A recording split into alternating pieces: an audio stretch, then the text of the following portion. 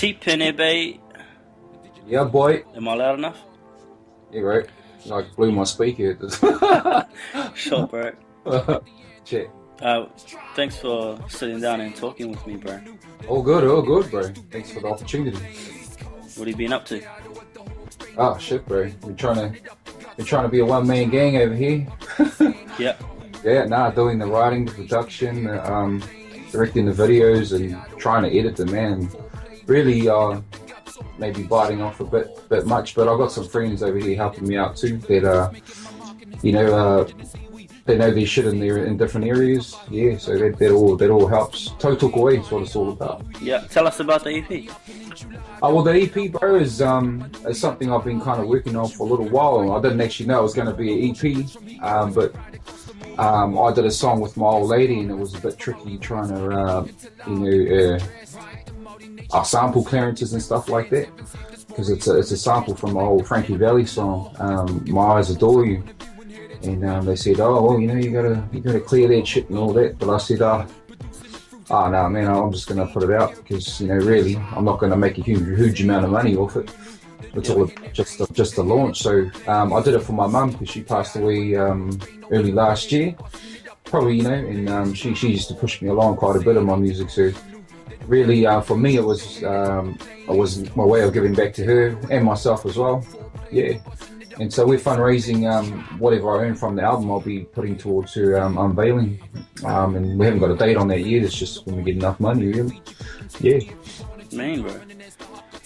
Tell us about the song, the Strife Cycle song that features your mum. Yeah. Strife Cycle. Well, it was how it sort of came about was I got a beat from a dude, KRM. He's based down in Welly. Oh well, he was at the time. And he saw one of my shows. He gave me this beat, and I was listening to this beat, and it had a sample in it. And I was playing it in the background when my mum turned up, and she heard the song. And apparently the song was big when she was around about my age. And she goes, "Hey, what's this song?" I says, "Oh, it's just the beat this fella gave to me." And she actually put in the sample. So she started singing this hook, and I thought, oh, maybe I could use that. Maybe I could use that. So I sort of pictured it. A mother talking to her son, like an unborn son, in her tummy. Yeah. That's how we sort of came up with the concept. I thought, well, those words can sort of fit. My eyes adore you, though I never laid a hand on you. So like, I related that to the solo parent, because she had me by herself, and Dad wasn't sort of around, so it made sense. Yeah. What was it like working with her? Had you done any previous recording with her? No, she had never been to she had never done anything like that before. But funny story, bro, was I told her, "Mum, we're gonna go to the studio and I'm gonna pick you up." She goes, "Oh, okay, yeah." 5 o'clock, we picked her up, bro. I turned up, and she came out and she was all dressed up. Yeah. She had like lipstick on, and she was all dressed up in her number one. And I was like, "Oh shit, man, what are you up to?" She goes, "Oh, we're going to the studio." I said, yeah. So we turned up there. It was a radio station, and she was looking a bit puzzled there. She was like, "Oh, where's all the people? Where's everybody?" I was going, "What do you mean, where's everybody?" So we're going to the studio, and she thought we were going to a live gig, man. And I was like, this is a bit different, Mum. This is, she's a bit old school like that. So she was like, "Oh, what do I do? Just sing into this?" And I was going, "Yep. Just follow the music, put the headphones on, and." Yeah, man, it was just a whole new world for her, but she'd done it all in one take. And she didn't, she just pretty much zoned out, and once she got comfortable with singing it, we just let her go hard, and yeah, that's how it happened. I didn't actually know what she was going to sing. She changed it up. She put her little lyrical twist in there too, so that's probably where I get it from, bro. So, is that why you got into music? Because your mum was a singer? Nah, well, I didn't actually realise that she was into that. I got into music through her singing, yeah, but it was her singing at all the drunken parties, bro. Like, it wasn't because she was, musically, achieved anything really. It was just, she used to sing along to the old school songs, and I'll be sitting there listening to them and dissecting all the lyrics and shit. So yeah, that's how actually I got into it. It wasn't a direct thing. It was really indirect, really. Yeah. So you were brought up in Flaxville, Hastings? Yeah, bro. Yeah, just like me. yeah. West Side Flex Me, bro.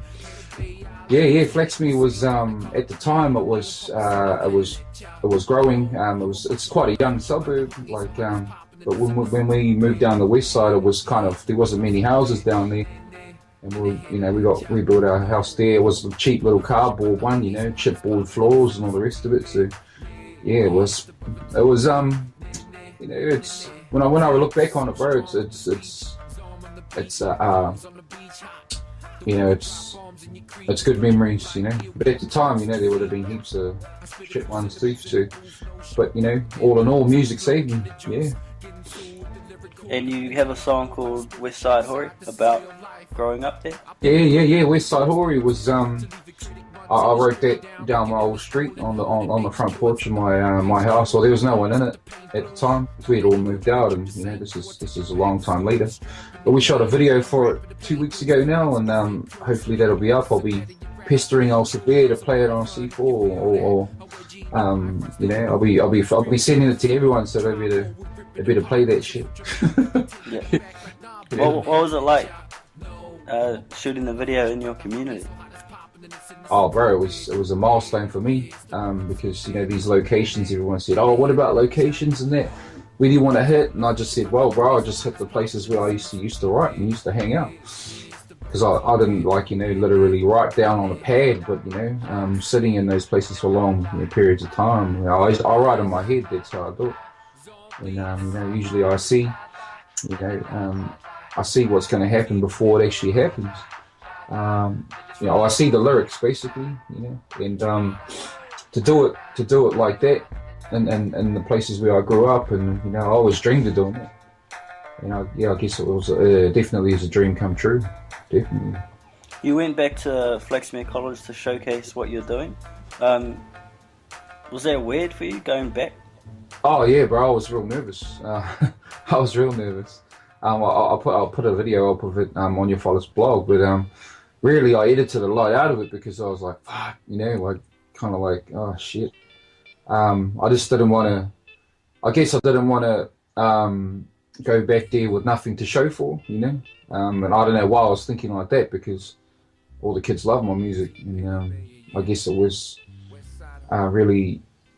really just trying to grow from where I left off, and I guess there was always that fear of maybe if they didn't like it or whatever, but that was all in my head in the end of the day. So it was really the place where I sort of cut my teeth really, and I just wanted to come back 10 times hard, if anything. Yeah. What's the Hawke's Bay hip hop scene like? Hawke's Bay. Oh, there's a lot of rappers, bro. There's a lot of dudes, putting songs out and splatting all over a SoundCloud and stuff like that. So there's a lot of activity, and the internet scene, should I say? But the live scene is a totally different kettle of fish. I mean, you see these dudes post, a couple of tracks a week. But I've never ever seen them in real life. I've never actually seen them on the stage or on the mic. So I guess that might seem a bit old school. Must be. I mean, they're actually going out and doing live gigs, bro, and hardly anybody does them. And usually it's the same people that turn up, if you know what I mean. So these young kids, I think they need to realise that that's probably, that's something they've got to overcome. Yeah. But yeah, a lot of activity, bro. But I think they just need to take it past their bedrooms, if you know what I mean. Yeah. Coming back to the EP. Yep. There was a couple songs that didn't get finished. Yeah, that's right. Letter to the Stars was one of the tracks that didn't get finished. And basically, it was to my young brother that he's actually my nephew, but we grew up as brothers. He was only a year younger than me. He was in a car crash 2007, and I didn't finish that song. But on the flip side of it, I was approached by Road Safe New Zealand to do some music for this campaign that they have, the Youth Alcohol Expo.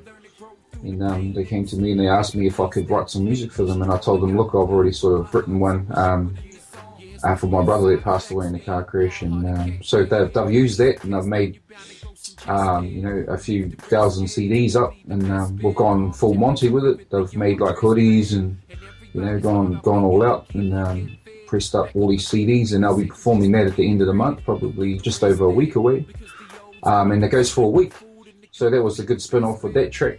One of the other tracks that didn't quite get finished was a track I did with a young girl called Magic.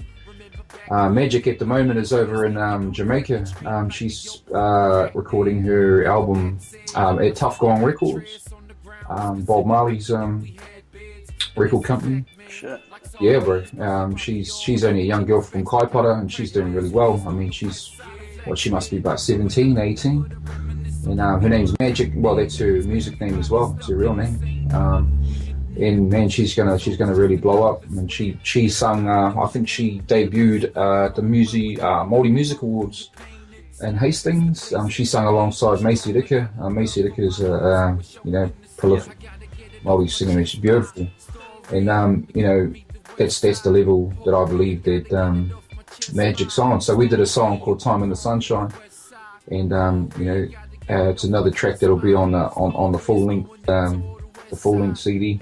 When's that coming out? It'll probably be after the expo.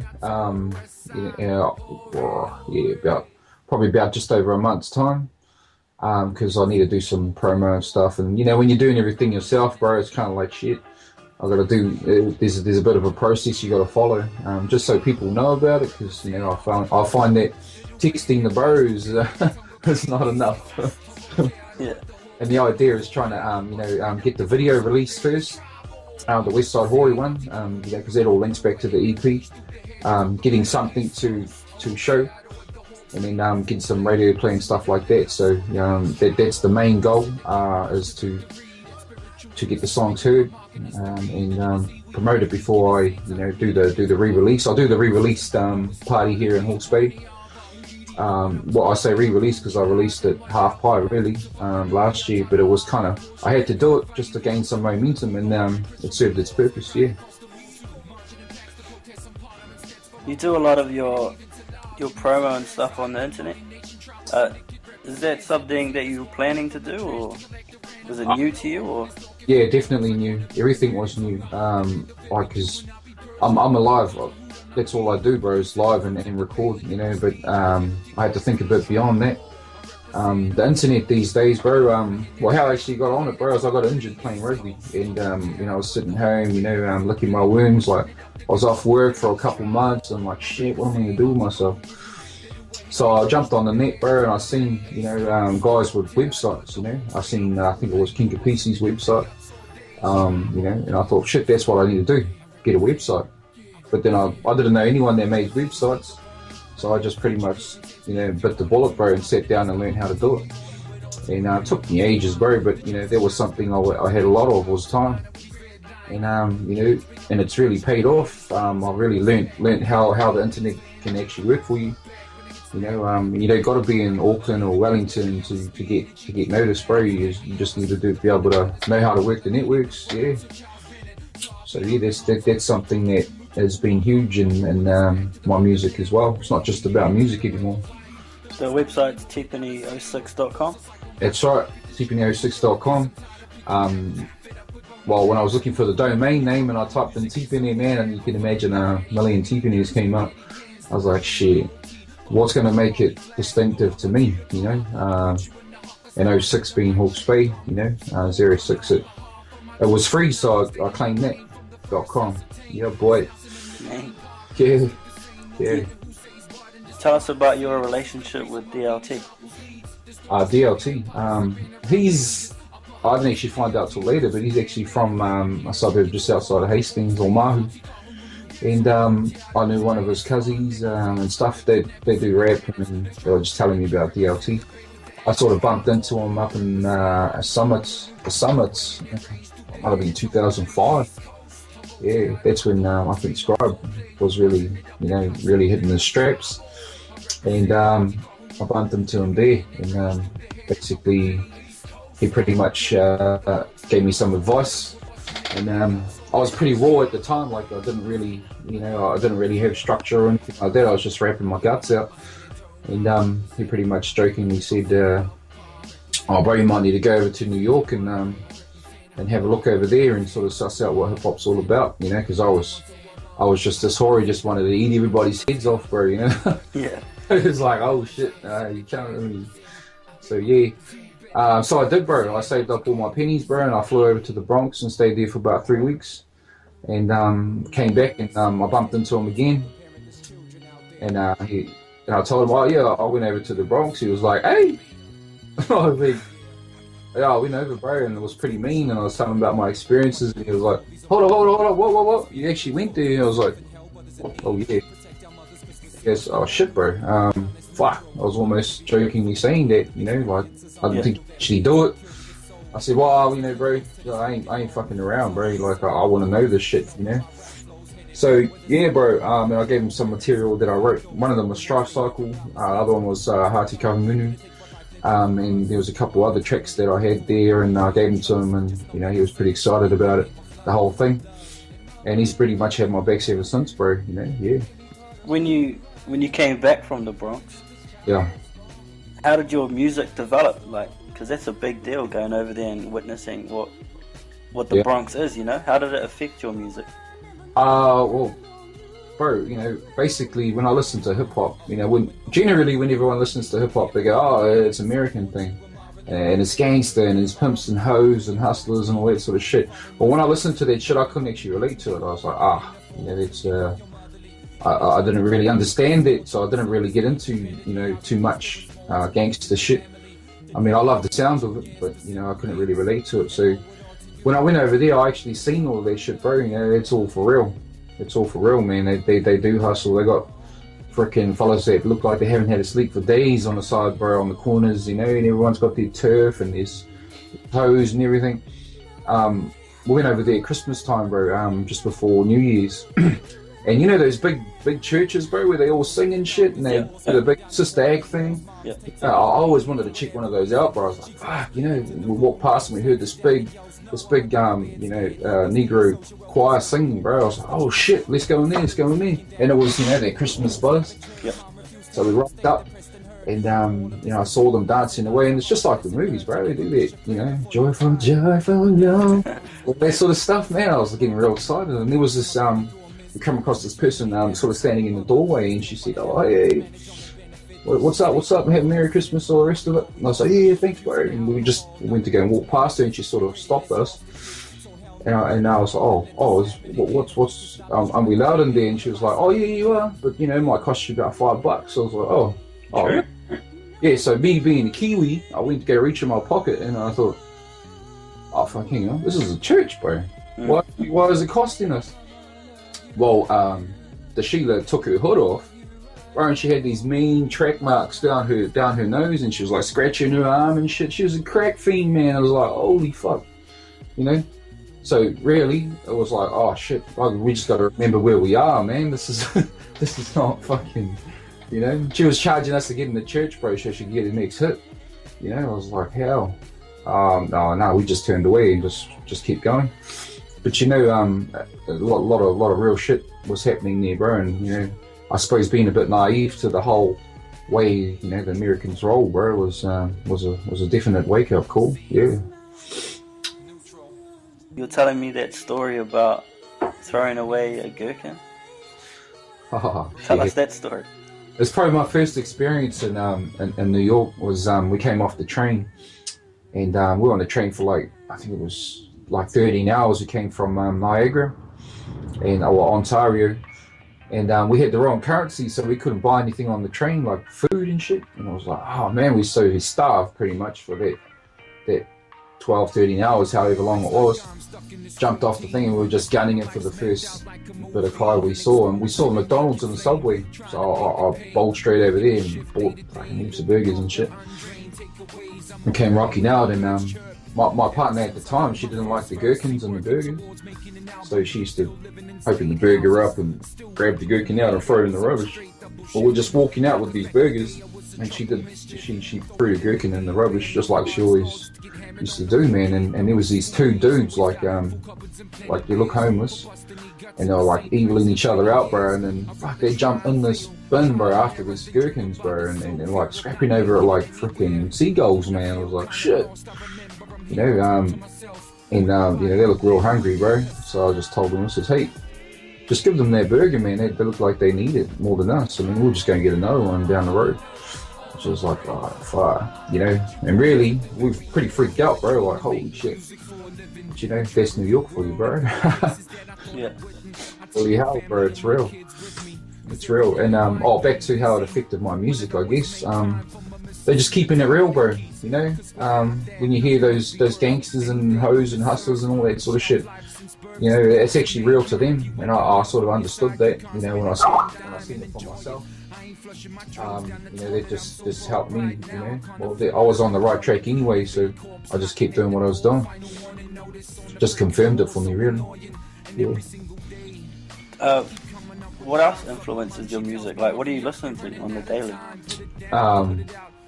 Well, funny story, bro. I don't actually listen to a lot of rap, to be honest. I'm my old school kid. Well, I'm not old, but I guess I was brought up with the old school peeps. You know, I listen to R&B, I listen to soul, I listen to Luther, I listen to Lionel, I listen to, you know, Aretha, I listen to, you know, Bob Marley. You know, I do listen to rap, but not predominantly. You know, probably hard to believe being MC and all of that, but I believe that songwriting back then, you know, in the R&B soul, you know, eras, is probably, you know, I actually aspire to write like that, you know, but in a hip hop sense.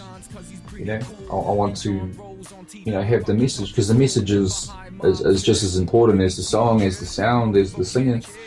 You know, having something behind it, and I believe that's where the heart, you know, probably the most, how can I say, well, the best songwriting was done in R&B, yeah.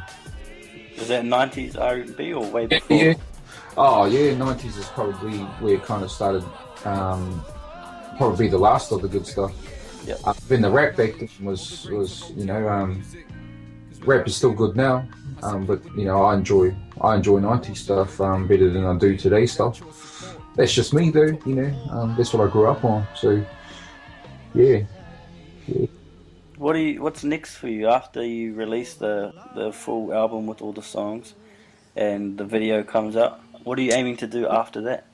Well, I'll probably I've got this album that I've been wanting to do for a while now, but I knew I just couldn't rock out with the album straight away. Not as more of a conscious type tip album. It's gonna be called The Heritage Trail. And basically what it is, you know, another big thing that influences my music is being Māori, bro, you know. Māori to me is, you know, I'm Māori before anything else, you know. And that's just because I'm pro-Māori, not anti anything else. I'm proud of it, bro. And, you know, that's what I carry with me in my lyric. And, you know, rapping on stage is just a modern day Whai Kōrero, really. Yeah. That's how I see it, you know. But I've just got a mic and a beat. You know, it'll probably change in about 50 years' time to a toko stick and a paipai, you know. But that's me, man, and I wanna, you know, learn how to speak it ill, you know, because I don't know how to speak. I've been at school for a couple years now, but that's what I aspire to do, bro. And you know, I was given a gift, you know, the gift of music and the gift of speech. So, you know, it's only natural for me to progress into something like that. Yeah. Do you have plans on putting out another video? Yeah, definitely. We want to do a follow-up to West Side Hori. Doing My Thing is the other song that didn't quite make the EP, but it will in the full length. Basically, what it is, the song is produced by a local bro, Zombeats. He's part of our crew, Tribal Syndicate. We've been rolling with since '99, bro, a while back. And I did the song pretty much about how people don't know that I rap, you know, like you know, my uncles and my aunties and stuff, you know, and my mates that I play rugby with, they're like, is he a rapper? You know, like, yeah. So this song is kind of like for them, you know, and this is feedback that I get from them. They get a fright when they see me on stage, and they're like, "Oh shit, this kid, what's he doing up there?" So doing my thing pretty much as a bit of a spin off that, you know, and yeah, a little bit of signature Tipene styles on there. That'll be the next follow up video, and quite possibly the song I've done with Magic, Time in the Sunshine, which will be easy clip to film. You know, really all of these clips are really done off the sweat of my own back, so really we're just trying to roll with you know, the stuff that are quite natural stuff, you know. So it's not too technical when it comes to camera stuff, because we're all still learning too. But, you know, we want to be on that level and be able to do it off the sweat of our own back, bro. So, you know, that's the goal. Yeah. Locally, you've worked with Zom Beats and Magic. Who else are you working with?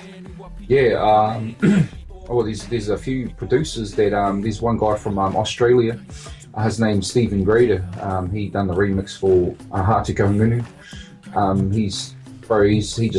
He just liked the sound, and he asked if he could do a remix of it. I was like, hell yeah, man. Have a jam, had a listen to it, liked it, bro. So it made the EP.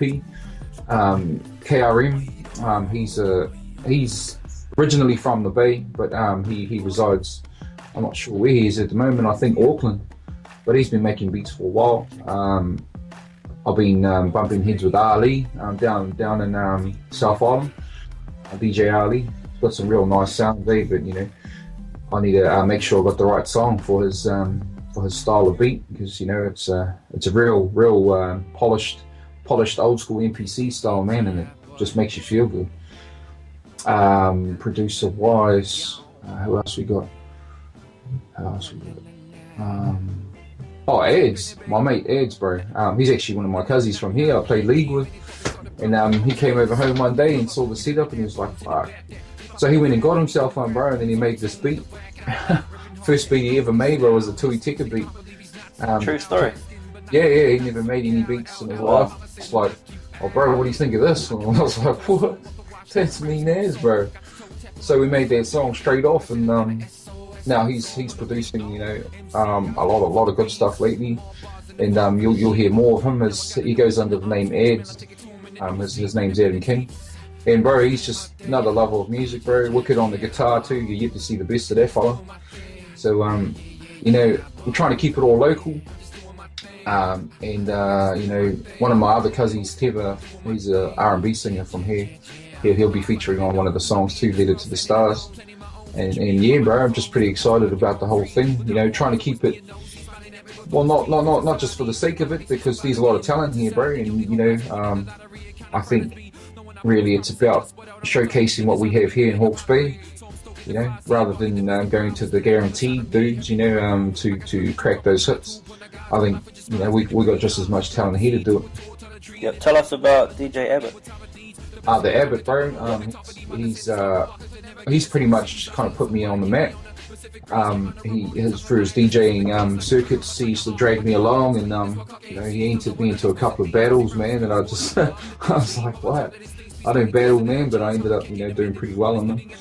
And introduced me to a lot of cats, a lot of other DJs, bro, that you know I still keep in touch with now, like, you know, CXL and Manchu and guys like that. Well, I haven't actually personally met Manchu, but you know, he's good mates with Darren and stuff.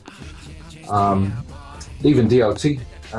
So the Abbott has a lot of weight outside of Hastings, and it's only because Hastings doesn't have that hip hop education, really, bro. You know, all they see is what's on the radio, and you know, 50 Cent and all those dudes. But when they actually get into hip hop for real, they'll see that the Abbott's on the map. Yeah. What do you think of the current state of New Zealand hip hop? I think it's growing, bro. You know, it's probably becoming a bit more international sounding, which is a good thing for us. You know, I think the idea is to being able to compete with the world, not just each other in New Zealand. But for me, you know, I've got to bring the kaupapa raps. You know, the first kind of rapper that really caught my eye in New Zealand was definitely Damn Native, bro. And why was because he made it cool to be Māori, bro. You know, he brought his Māoridom into hip hop and made it one. And I don't think anyone has really followed up from him. There's some mean Māori MCs, don't get me wrong, but I think that kaupapa sort of style of rap needs to be a bit more mainstream. Need to make it a bit more mainstream. There's a lot of underground stuff, and it's awesome, but we need to find a way to make it mainstream like DAM did. Yeah. Tell us how did you find Abro? Abro, yeah. I heard about the summit. That was sort of like last minute, man. And one of my bros moved down from West Auckland, True Sleeve, and he was telling me, bro, you need to get your stuff up on the blog. I was like, I thought it was Hip Hop NZ he was talking about, but that's kind of gone a little bit vacant, really. And I was like, I don't think that's really going to help it, bro. And he goes, no, the Abro. I was like, hey. He goes, yeah, bro, Abro. I was like, oh, yeah. Well, is that what it's called? And he was like, yeah, Abro. I was like, oh, hell. So he came over and he showed me it, man. And I've been plugging it ever since. I think abro.co.nz, bro, is awesome for us as artists. Because we get to see what's going on, and we get to see who's doing what, and we get our music heard, bro, and actually getting people that are in the music, commenting on your stuff, which is a huge boost, I believe. Just a lot of opportunities that you wouldn't have otherwise, and if you didn't have the networks, like you haven't been in the music industry for years and met all of these cats, this is a good way to do that as well. Yeah, so I think Abro is awesome. Yeah. Sure. In the future, who do you want to work with? Well, bro, I grew up on guys like Shefu, King Caps, DLT, Damn Native, and they all, even now, that would be an honour for me to be able to work with any one of those cats, First, not just because they're legends, bro, because I believe they are. But they're still making music that I like, They're still making music that really hits, that they've always hit in the heart, bro. So, yeah, bro, those guys for sure. Yeah. Tell us about your label, Fortified Pa. Fortified Pa, yeah, that came up, in the Hawke's Bay. We've got a lot of old Pa sites around here. And, Fortified Pa was something that was always in my mind, in my heart, really. And it wasn't until I recently took a trip to a fortified park called Hakikino out at Waimarama when I was doing my Te Reo course a couple of years back. They really resurfaced again, and really Fortified Pa was launched then, and really it's something that's distinctive to us, to us as Māori, and New Zealanders. Fortified Pa is a Māori thing, in my perspective, and we want to keep it. It's just something that's always struck a chord with me, so I roll with it. And it's a spiritual thing too. It's not a physical fortified Pa. It's something that it's in your heart and in your mind and in your spirit that you protect. And and no one should be able to penetrate that. Yeah, bro. You have a award under your belt now? Yeah. I've Te Wānanga Aotearoa helped me out there. They flew me up to Auckland to perform at the Wānanga there, and some of the teachers there had connections, and they put me forward. It was a New Zealand Arts Foundation for this award, Māori Music, Emerging Māori Artist of the Year. And I was like, oh, okay. So it turns up to this thing just to find out it wasn't just about music. It was carvers, it was instrument players, it was painters and poets and all sorts. I was like, oh hell, fire up. So I was kind of humbled to even be there, and then they announced that I won it, and I was like, what? I won it? How the hell did that happen? But anyway, so I said, well, what does this award mean? And they said, well, the previous year, Keisha Castle Hughes won the award the year before. So I thought, oh, well, cool. Oh yeah, that's gonna help me, I guess. Yeah, thank you. And it was a song that I wrote that'll be on the Heritage Trail. And I won't give it away just yet. It'll surface when it's time. Yeah. So yeah, bro. It's been pretty good. You know, fairly good being unknown and getting these opportunities. So yeah. Cool. Well, thanks for sitting down and having a conversation with me, bro. All good, all good. Thanks for giving me the opportunity, bro. Because every opportunity, I'm just seizing the moment with everything, bro. And I believe your blog can really help me out as an artist and everyone out as an artist to launch ourselves. You know, be independent about it. Yeah. Where can people keep up to date with you? Oh, on my website, my official website is www.tipene06.com. You'll find everything on me, live gigs. There's a phone application on there that you can download and you can follow me hard. It just pretty much has all my gig guide, my songs, my lyrics, everything, and it's free on there, bro. So yeah, tipene06.com. Awesome. Shot, bro, and I'll keep in contact. Wish you all the best. Sweet, bro. Thanks a lot, bro.